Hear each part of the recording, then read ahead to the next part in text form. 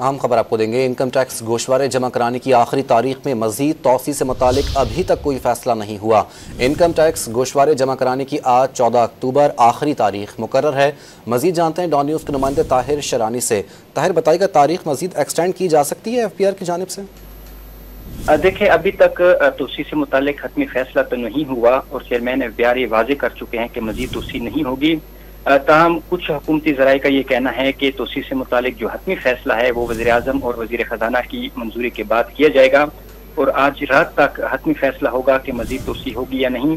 इससे कबल 30 सितंबर 2024 आखिरी तारीख मुकर्रर थी, लेकिन बाद उसमें 14 रोज़ की तोसी दी गई, इसलिए आज आखिरी तारीख है। पाकिस्तान में इनकम टैक्स गोशवारे जमा कराने वालों की तादाद 64 लाख से तजावुज़ कर चुकी है और क्योंकि मजीद अभी टाइम बाकी है तो इसलिए इनकम टैक्स गोशवारे जमा कराने वालों की तादाद में मजीद इजाफे का इम्कान है। टैक्स साल 2024 में गोशवारे जमा कराने वालों की तादाद 44,36,000 से ज्यादा हो गई। जी, बहुत शुक्रिया आपका।